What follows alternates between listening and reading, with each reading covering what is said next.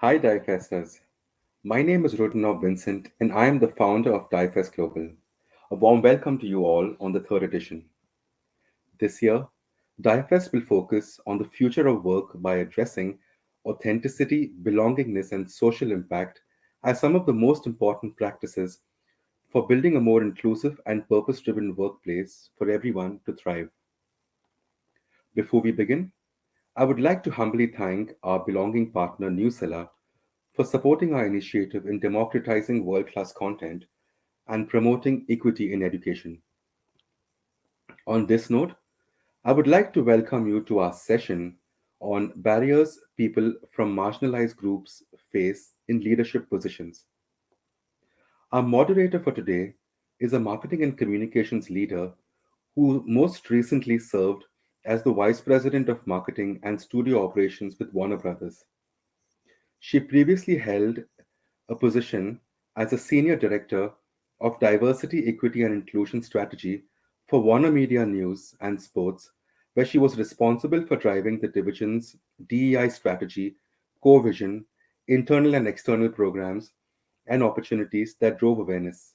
In addition, she is passionate about sharing her life and career experiences with students and industry organizations.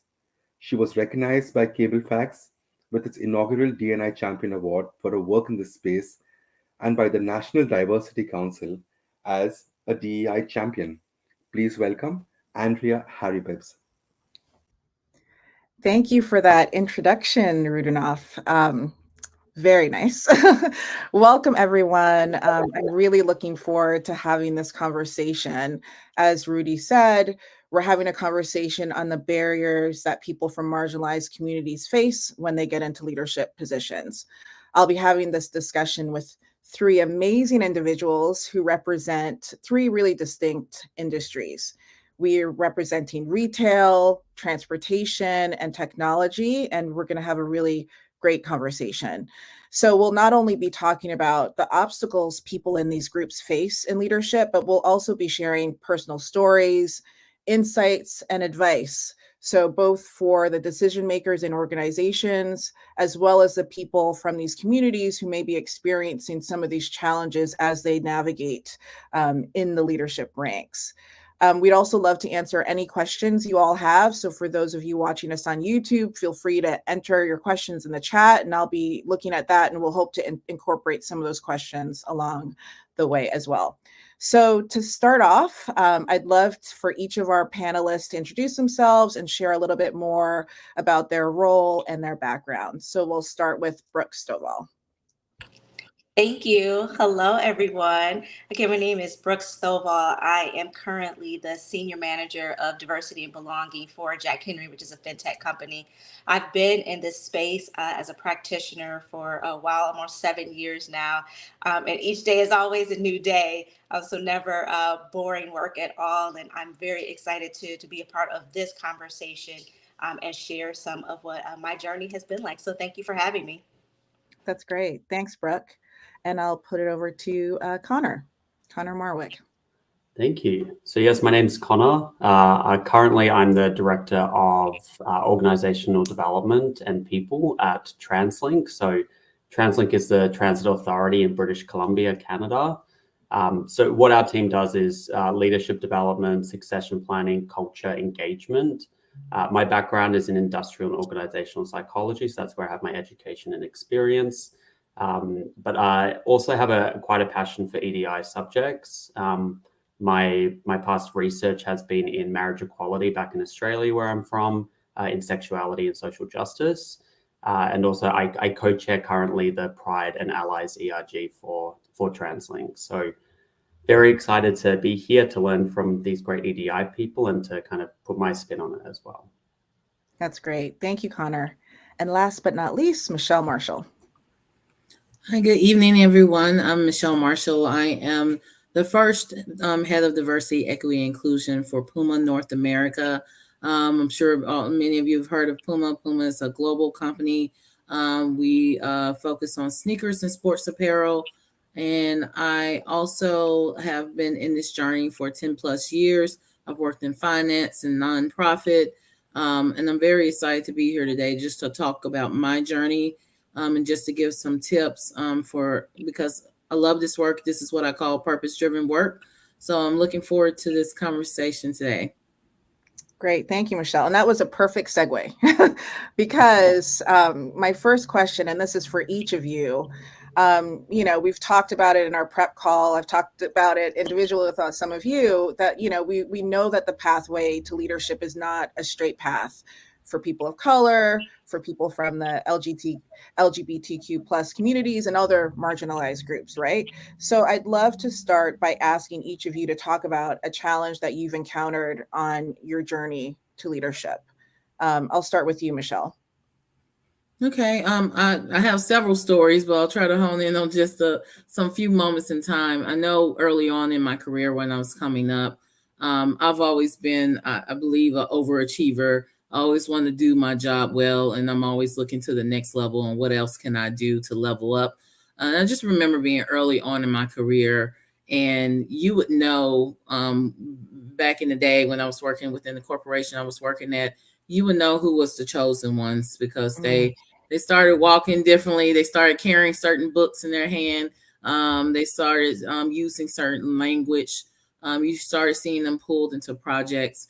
And I would be the employee that's coming in early, staying late, raising my hand for projects, trying to do my best job. I got great performance reviews. I would go to leadership and let them know that I want to move up. Oftentimes that was kind of dismissed, and there was really no rhyme or reason or feedback as to what I needed to do to move into that next level of leadership. So I would take it and personal and internalize it as if it was a rejection of me or if I wasn't good enough. And I remember oftentimes I would go in the restroom and cry and try to come out and get myself together for all the things that I was encountering within the workplace. Till it got to the point where my mother gave me this great statement. She said this great thing one day when I said, "They're blocking me. They're not letting me move forward. They're not trying to help me." And she told me that God hands out the promotions. And when she said God hands out the promotions. And when she told me that, it changed my mindset and really gave me this empowerment. And I started to go into a area of my life where I didn't see barriers. And I said, okay, you're not going to pick and choose me. You're not going to give me the book to read to level up as a leader. I'm going to go to the library and buy that book. No one's saying I can't go buy that same book and learn the same things that the chosen ones are learning. I started going beyond my manager and going to like leaders levels above them and really building those relationships and asking them for projects.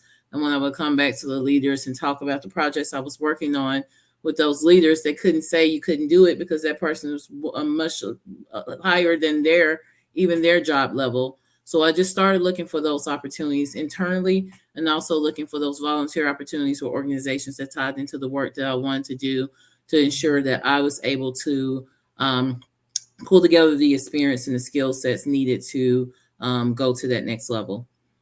Right. Well, thank you for sharing that and being so transparent. I mean, I think this is something we all talked about in terms of that, that extra work, right? That people from these groups, like that all of us have had to do to kind of be able to advance. And I think it's important for people to realize that, especially if they're not from any of these marginalized groups, to just hear these stories of just that extra work. So thank you again, Michelle, for sharing. Connor, what about you?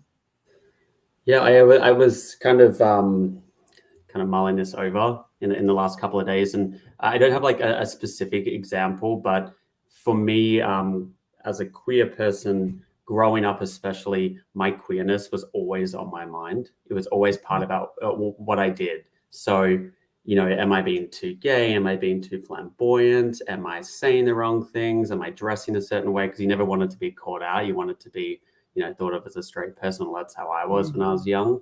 A lot of self-doubt, self-hate. So I find that moving into my professional life, becoming an adult, I've had leaders who have actively asked me to play it down, to cool it, to chill it, whether it be directly or indirectly. They're like, oh, maybe just like cool your energy a little bit for this group, for this, you're working with the CEO, you're working with an executive, or you're working with people from the operations or maintenance areas. And that just used to bring up so much doubt for me and impact my confidence. And I talk to a lot of friends about this, and we tend to have quite similar stories where, we just feel very different, very othered in different environments, especially in professional ones. So I've had those experiences. I've got to say now I have leadership who's extremely supportive and they celebrate what I do. And you'll see I have my flag behind me. Yes. I said to the group, we had an event today for the enterprise at our head office, and I was repping the Pride ERG, and I feel extremely confident and empowered in what I do. So I feel like that's allowed me to excel in my career and in my work, because I bring all I am to what I do. I'm not constantly thinking about how am I presenting, what do people think of me, am I being too gay or too out there. I'm focusing on the work I need to do, the people I need to help. So I think that's huge, and I don't think I've really reflected a whole heap on it until you kind of put this question forward to me. So I appreciate that, and it's something I'm going to be thinking about for a little while longer. Yeah, well, I think it's important, like you said, like it's really heavy to hide parts of you, right? And to hide who you are, because you can't be a true leader if you can't, show up as all that you are. So it really means a lot when you're in an organization where you can be yourself, right? So that's great. 100%. Thank you for sharing, Connor. Brooke. Yes, I think, Michelle, you could have written my story, my answer to that question, because it's so similar. I definitely just think back to even in childhood. I've been a leader ever since then. I've always saw myself as the head of this, being in charge. So entering into a workplace, I felt like it's no different. This is natural, to me. And when you start facing those challenges, like, why doesn't everyone else see that this is just natural skills and abilities that I have, and put me in those positions? You start to question yourself. And I too went to find the books. I paid for my own out of my own pocket to go to professional development conferences, attend webinars. Even the company did support well, but I felt like, hey, that's not enough. Apparently I have to do it on my own. And then it was going to people outside of my own direct leadership and offering how can I help? What projects do you have coming up? How can I lend, my expertise to get my own name out there in front of more and other people? But having to kind of take it into my own hands to be responsible for is really where I started, to see myself making the name for myself and people noticing me, because it wasn't because necessarily people were saying my name in those rooms. I had to like kick the door down and put myself in those rooms. So that's been, really what the journey, has felt like over the years. Yeah. And I think when you're doing all that work, by the time you get to the leadership position, you could be exhausted, right? You could be tired because nothing was necessarily handed to you. You had to do a lot to get there. So thank you, Brooke, for sharing that as well. Just reflecting on what all of you have been saying. I mean, you talk a lot about the things that you all have had to do. What are some of the ways that we feel like, or that you all feel like, that organizations can genuinely address some of these structural and systemic barriers that, these communities face when they advance to these ranks? I think you all touched on a lot of it, but now, especially for decision makers who are watching this, or people who are senior leaders in these organizations as they're thinking about their leadership teams, what do you think that they really need to address to make things a little bit more equitable and easier for some of these groups to get into the leadership positions? Any of you can start. I would say first acknowledging, like, you have to be honest with what the state of things are. Really take a look around your organizations and say, what does leadership look like here? And really take an honest assessment to say who's missing, who's not represented, and acknowledging how that happened, because it didn't look like that overnight, and then what is causing it to be that way, and say we've got to start doing something different. And it's, so I think first and foremost, it's really just acknowledging that it is the way that it is, and then creating and saying leadership doesn't always have to look like the way we assumed that it did, because the people who had always been in leadership looked a certain way or were certain people, and not, start looking at leadership can look different. People with leadership skills looks different. Leadership skills in general look different, for different people, and start thinking different. So that's what I would say first and foremost. Right. It's important. Michelle, Connor, anything to add? And I would just jump in and say, just giving the basics, just supporting someone getting into those roles. Just understand that we're all human beings. Oftentimes, people that are the only ones in leadership positions are experiencing or on the receiving end of microaggressions, because someone thinks they have to use certain language or talk a certain way or do certain things or talk about certain topics to make them feel included. How about just starting with asking them, how's their family? Did you watch the game tonight? And it's not treating us or treating this people, period, that's from diverse backgrounds that may not be reflective of the people that's already at the table. Stop treating them like they're aliens, like they're something far beyond that you've never experienced before. And just learn how to make sure that you're providing a psychological safe environment. So whoever is at the table, they feel that they can thrive and feel they have a true place of belonging within their workplace, and they're not having to do more to fit in. Because at the end of the day, most businesses, or all businesses, are worried about the bottom line. And right. if you're worried about the bottom line, you want your employees to be the most productive that they can be. And the way to do that is to ensure that you're providing them with the tools they need within the workplace, so they can feel supported and feel like they want to be committed to their organization. So those simple things, like just inclusive language, that psychological safety, just setting them up for success, making sure that if they don't have a community, making sure you're providing those resources and those opportunities for them to find a community so they can get the support they need to be able to thrive. Right. And community is something that, the four of us talked a lot about, right? And I think each of you sort of mentioned it in a way as well, finding your tribe, finding your people to help you navigate as you're advancing as well. Connor, I'd love to, start this question with you. You are the chair of the Pride and Allies ERG at your organization. What role do you think like the ERGs play in, not only that sense of community, but also just in leadership development, especially for people from diverse backgrounds? Yeah, totally. It's for us, ERGs are relatively new. We've had the Pride one for some time, but we've really grown to now a group of 5, which is pretty quick within the year and a half that it's been offered. And in that time, I've seen a lot of individual contributors participate in leadership roles within these ERGs. Even my co-chair, who's watching at the moment, Erwin, he and I worked today just to build up this program for our fair. We do all the events that are run from the ERG and the educational pieces. He takes a really strong lead, and I see it across the other ERGs as well. It's just another opportunity to create a safe place for that failure, for that, making a mistake, giving it a go, experimental kind of approach, which we're trying to get with all of our leaders. We're so scared to make mistakes because what's going to happen, if we do make a mistake, everything's going to kind of burn down. But I think from marginalized groups, especially from those from the 2S LGBTQIA+ community, we have a lot of fear about, trial and error.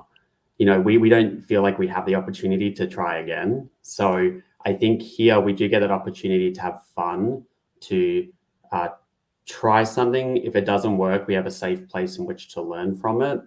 And I think regardless of what work background you have lived experience in this community. So that builds your confidence to kind of go, I'm going to give it a go and see how it is.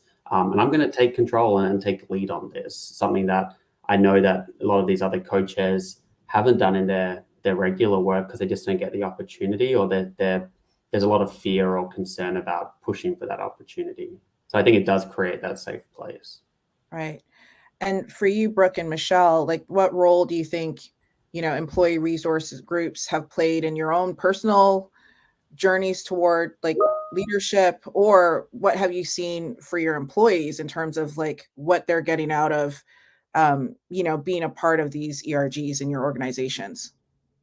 Yeah, ERGs have definitely been vital, a part of my career. I've started a few because I've needed them, for myself.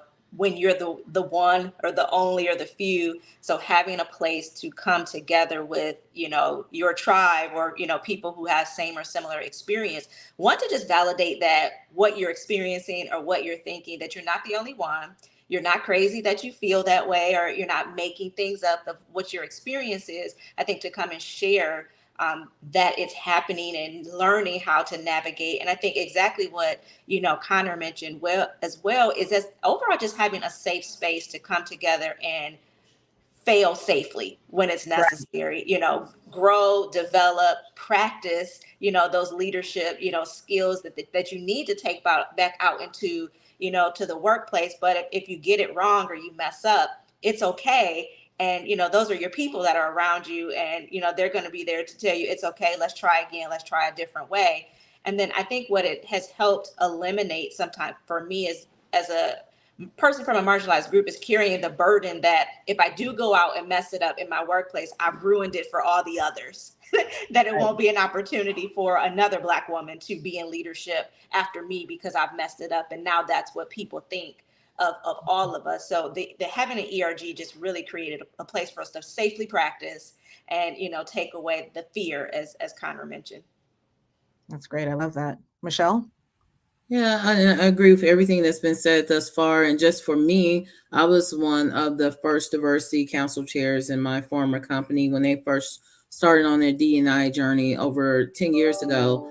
And for me, it was a safe space because we were able to really come up with those things that we went through uniquely, and was able to ask the organization, can we have resources so we can bring in speakers to talk around these topics?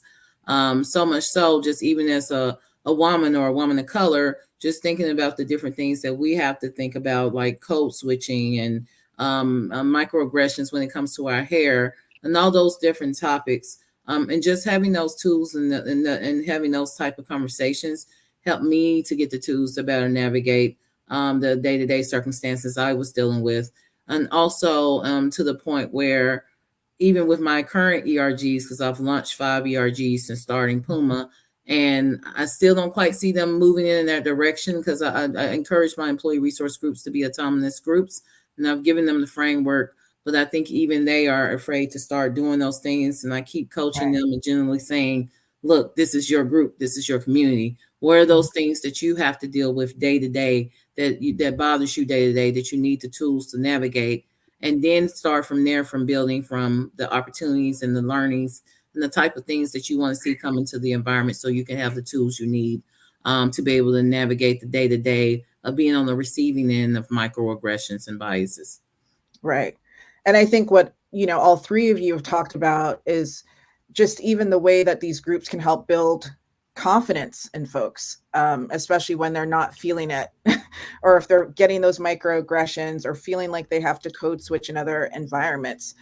I know that we've kind of talked about it a bit, but like, how detrimental do you all feel like the microaggressions can be, and the code switching, like the burdens on these folks who are dealing with these every day? Because I think sometimes people don't even understand like what microaggressions can look like or sound like.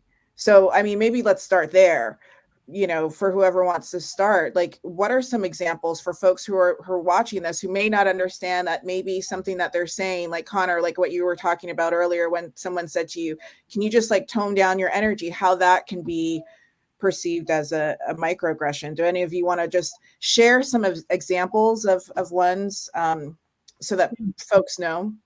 I will jump in.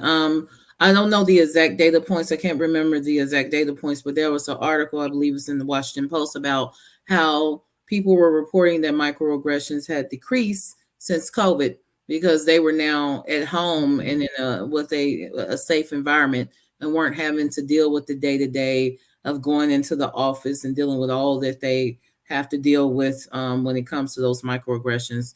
And for many of those who've been on the receiving end of the microaggressions, they can affect you from a mental and emotional standpoint, to the point where you just want to shut down, and you're not your best self. You're not thriving in your workplace because you don't feel like you're in a safe environment. And just examples of microaggressions is me being a Black woman, someone referring to me as aggressive if I just want to assert myself or form an opinion, and you're watching someone across the table from you doing the same thing, but no one's using that same word for them. And just those day-to-day nuances, calling out things about how you behave, how you talk, and to the point where you're afraid to be yourself. And you, once, what I talked about earlier, just early in my career, you question yourself, you question if you're good enough. You start to affect your self-confidence, your self-esteem. When in actuality, you shouldn't question yourself because of those behaviors that you're on the receiving end of. We should be able to be empowered to have a conversation and pull someone to the side and talk about how it's making us feel. But I think I saw a video talking about mosquito bites, and how it's just constant bites all day, to the point where it start bubbling up, and you just can't constantly address every single microaggression, because a lot of us, as soon as we wake up and go into the walls of our organization, it's like those nuances of things that we're not even looking for. We just want to live our best lives and just go to work. But it's just constant things that's happening throughout that can be a burden on people of color, or people from various marginalized communities and diverse backgrounds, that they have to deal with and shouldn't deal with. And that's why even within my organization, not only do I offer up the trainings for identifying how you may be projecting microaggressions, I also offer mental health resources for employees that's on the receiving end of those things, so they can receive the tools that they need to navigate that day to day. Yeah, and I think that's why it's also important that you have conscious leaders, conscious allies who are going to also like bring those up on behalf of folks, right? So that, these people from these groups don't always have to be the ones talking about it or bringing it up to light. Connor or Brooke, do you have anything else to add? I think if there's just been some examples, Michelle, you definitely touched on, a lot of them, and especially the aggressive, as a Black woman, or I've had, in past organizations, even told that I couldn't be promoted because I didn't have the likability factor. And, it's, what is that? But that being a reason why I was discounted for, the ability to move forward in the organization, or even just always, conversations about my hair, because I could change it often or it could look different. And that's, what we're talking about, instead of, talking about business. And then I don't get to, show that I have the knowledge and skill of, the actual business conversations, going on, because we're talking about my hair. And, those are the things that those weigh on you, those weigh on you. So I would just add those few things. Yeah, and I'll just quickly jump in. I like Michelle's kind of reference to the mosquito bites. I was thinking kind of death by 1,000 cuts. And I think sometimes you just don't expect it, I suppose, when you're in a workplace, a professional place where people are adults and should be treating each other kind of fairly. So when it happens, it is extremely jarring. And it just makes, like, I feel I revert back and I become young again, and I'm just like, oh God, like maybe they're right, and that like inner saboteur kind of concept comes up. So yeah, it seems so little to people who don't receive it. So it's very hard to quantify to someone who doesn't understand. Exactly.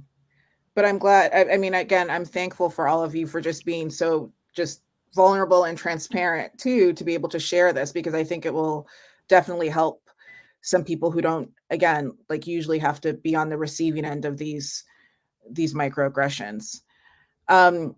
Switching gears again, I mean, I know that we were talking about ERGs and the importance of those, and those are obviously internal. What do you think organizations can do to support this group of leaders externally as well? What do you think are some ways that they can kind of really give them some more leadership development or exposure, or the importance of that? Resources, whether it is access to coaching, executive level coaching, being willing to give them funds to attend conferences geared towards them. We all need what we need, so the ability to, attend workshops and conferences to even expand our network, because you may be in organizations where giving you a mentor within the organization is not what you need, because there aren't, others like you, or even a tribe within that organization for you to build. So being able to invest in you to go outside of the organization to get the things that you need, I think it's a huge way for companies to support.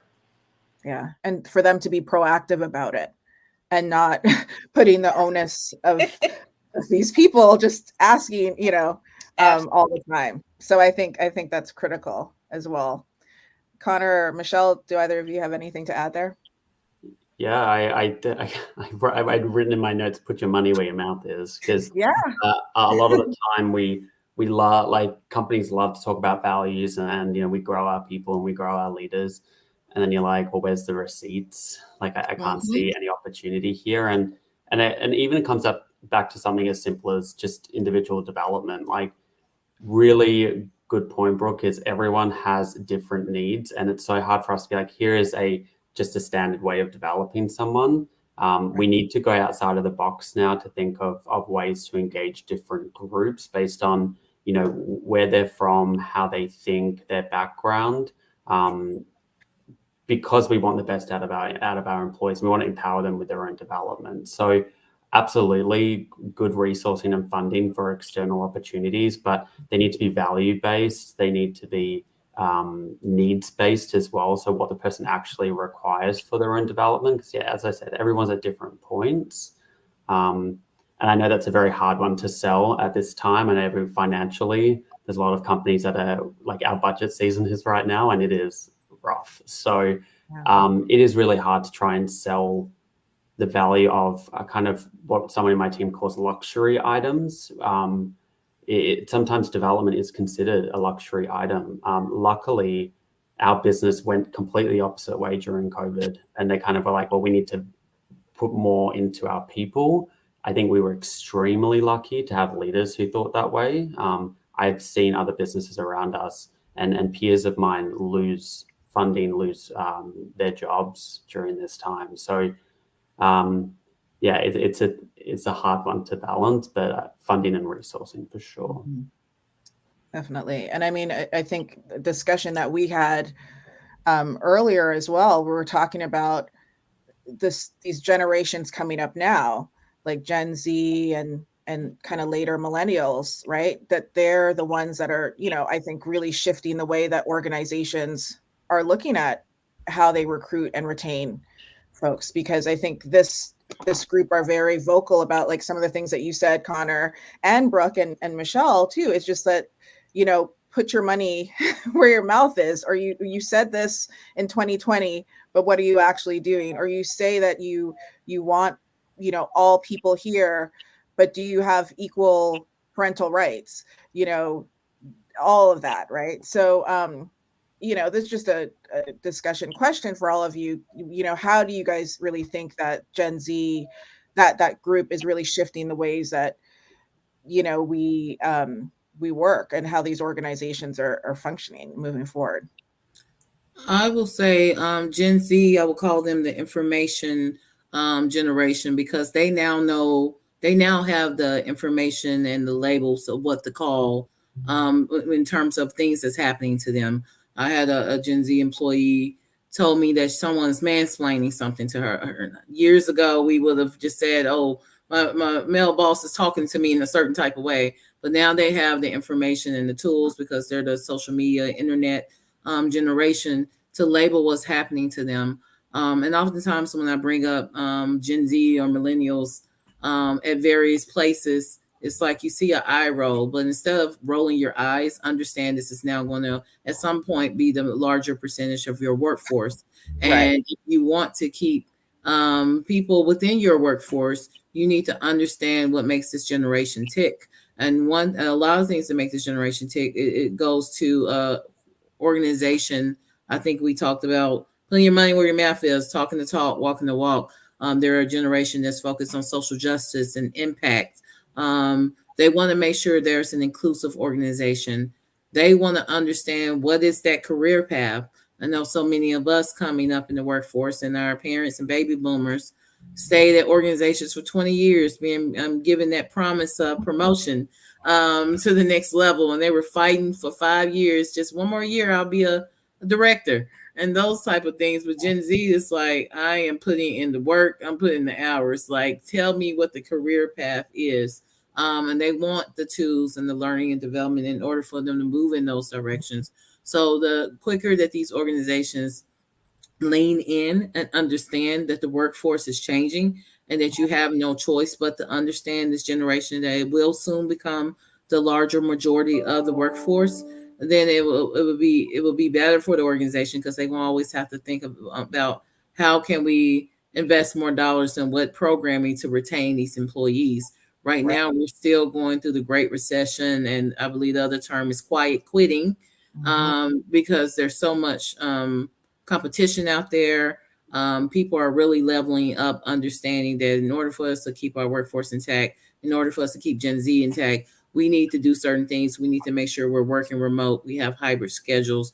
We have all these resources. We have mental health resources in place. So to that, I would just say, take the time to understand what makes this generation tick, and don't just look it up and Google it. Talk to them, because they will tell you what you need to know and what they need to thrive. Love that. Yeah, it's I feel like I wrote the very similar thing. Some of our leaders still think that Gen Z and millennials are like mythical creatures that are not around, or they're still children who are coming.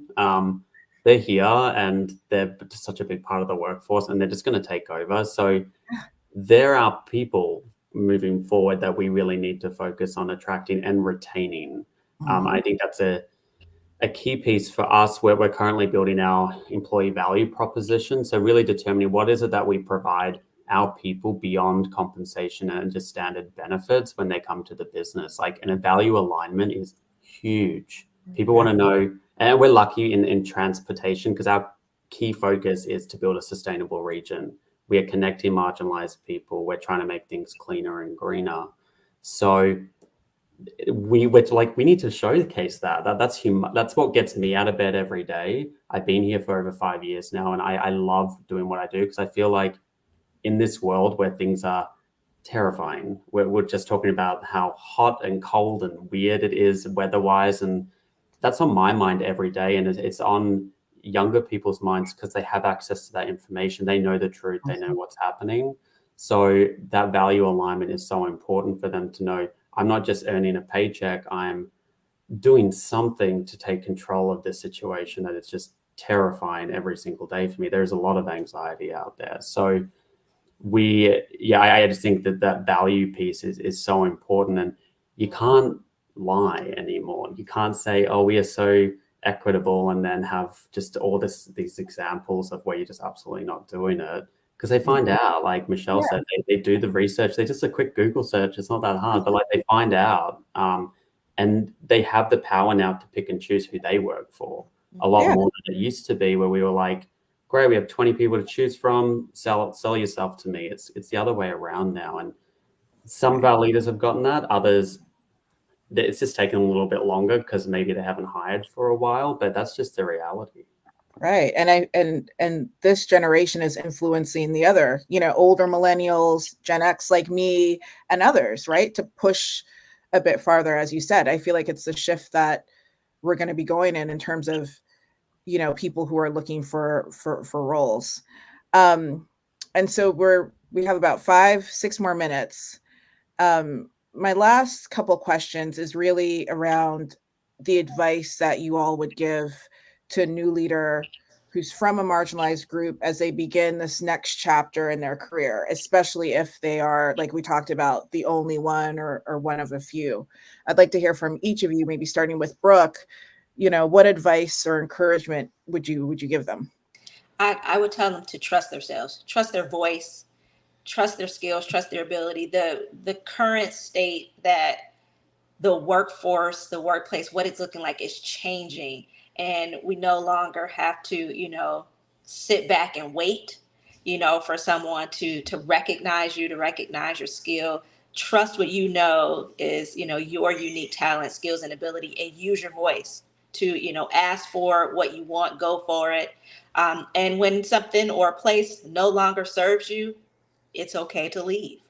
It is okay to leave. We're no longer, our parents or grandparents that you all said that'll stay at a place for 20 to 30 years and, just take it or be, in an unhealthy environment. We have options. So Right. It's okay to leave what no longer serves you. Love that, Brooke. Michelle? I think similar to what Brooke said, just know your value, know what you bring to the table, know your worth. As long as you remember those things and why you were invited to the table, and know that you have the experience, the skills, and you're supposed to be at that table, remembering those things will help you to not deter from that when someone's questioning your abilities, when someone's not signing you up for opportunities because of whatever their biases are. So as long as you remember who you are, then you will be able to navigate things better, and you won't be the young lady I was where you're doubting yourself and you're feeling rejected and taking it personal and thinking it's you that is something that you're lacking, the reason that you're not advancing. The other thing I will say to that is don't suffer in silence. It is okay to go get a therapist. It's okay to get a life coach. It's okay to ask your company, can you pay for this executive coach? Because I feel like it will help me give me the tools I need so I can do a better job for you and show up for you better as an employer. So make sure you're asking for your resources. A lot of times, especially being in my field, a lot of us suffer, and we expect the organization just to look at us suffering and say, hey, here go you a team, here go you a budget. Make sure you are asking for what you need. Closed mouths do not get fed. Make sure you're working with someone to get the skills needed to present the business case and the strategy needed for you to be able to present that to your leaders and advocate for your resources. Love that. Connor?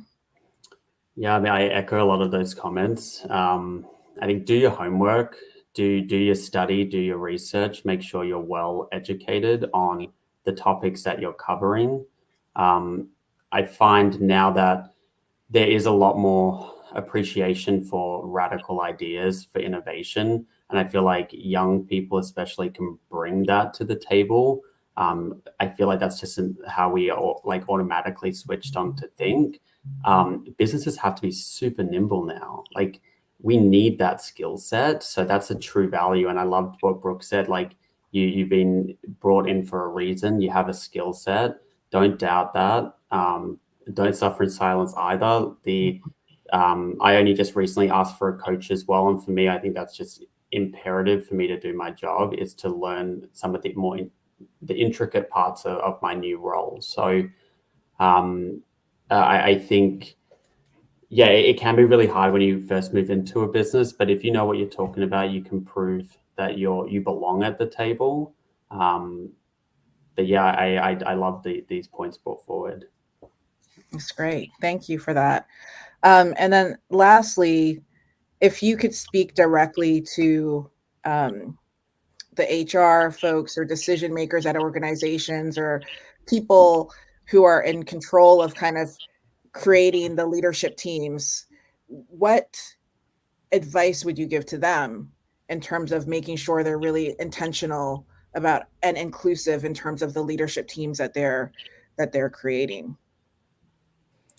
I will jump in there and say, don't just focus on the recruitment piece, because I think that's where a lot of organizations start and end with, oh, let's see how we can get some diverse talent in. Make sure you're building an inclusive organization where when you get the talent in, you're retaining them. Make sure you're incorporating diverse practices into the succession planning, because that is a lot of times where it's closing the gap for diverse talent to get into the leadership ranks, because sometimes, like I say, at times the fix may already be in, because as you look at the succession plan, there's no one from a marginalized community anywhere in the ranks of that succession plan to move into some of those leadership roles. So make sure you're intentionally putting programming in place so that certain talent is being not only mentored, but there's an intentional sponsorship of those employees. So someone is saying their name in the rooms when they're not in the room. Someone's advocating for them and making sure they're getting the right projects. And also the last piece of that is just look at your practices and make sure they're equitable. I'll give you one quick story. And I know we're running out of time. Well, I'll leave my story with one quick story for a woman. She talked about how she was studying for her financial management test. And her colleague was like, oh, you can knock that out. Go to Starbucks and just study in the evening. She was like, well, actually, I have kids who are in school and they have to do their homework. So I can just go to Starbucks and knock it out. So think about those type of things and how you can be more equitable as an organization to make sure everyone has the resources that they need so they are on equal footing when it comes to those type of things. And that's setting them up for leadership and promotion. Great. I would say have your whoever your D&I practitioner, wherever level that they're in, they should be involved in all the aspects of the things that you're doing within HR or even in your business. Because if you leave them out, that's exactly how, all of these things happen. Mm-hmm. So involve your person. Like I have the benefit of being all involved. I tell, our HR department, I'm in everybody's business. So, I think that is key to making sure that we, find out where there are gaps, where can we, fill in some blind spots that we're having, because you have someone intentionally looking for them. Mm-hmm. And Connor, you have the last word. Oh, goodness. I had two thoughts. So like one was kind of, especially in our work, it's so important for our leadership. And we have executive leadership, we have board of directors, we have mayors that we report into, having leadership that is representative of the communities that we serve. Mm-hmm. If you are a human being in the Lower Mainland in Vancouver, you are a customer of ours. So we need to have some representation, to have some diversity of thought. It's so important to make sure that we're considering where people have come from and how they're impacted by, transit and other things that we offer on a day-to-day basis, so we can make decisions on their behalf that are more informed. And the final point, and something that the more I'm moving into leadership positions, the more I've realized is important, is accountability. It is just missing in so many places. We have amazing programs. We have an amazing EDI director who does amazing work. And it can hit all of our individual contributors. But if we have executive leadership that is not living it and walking that talk, it just sends that message straight away that doesn't even matter. You've wasted your time. So we waste all that good money and time we spend on all these programs when our leaders, and sometimes actively, are detracting from that work. So it's so important for our C-suite and for kind of our CEO especially, who is brilliant, to hold their leaders accountable to certain behaviors and actions and expectations, because otherwise, it's just a big waste of time. Yeah, that's a perfect way to end this. I just want to thank you all so much for sharing your wisdom, your gems, and this, whoever is watching this, I feel like has gotten a ton of great information. I've gotten a ton of great insights from each and every one of you. So I thank you all for taking the time to be on this panel and to share such great insights with everyone. And I thank everyone who's watching this as well on YouTube, whether you're watching live or tomorrow or later in the week. Feel free to connect with all of us on LinkedIn if you want to hear more from us, and be sure to continue to check out this great programming in the DIFEST conference. Actually, earlier today, there was a panel around microaggressions and the impact on mental health. So that's a great one. And there's a ton of great ones happening tomorrow as well. So thank you again. Thank you for taking time to listen to our panel. And again, Brooke, Michelle, Connor, thank you so much for sharing all of your thoughts. Thank you, Andrea. Thank you.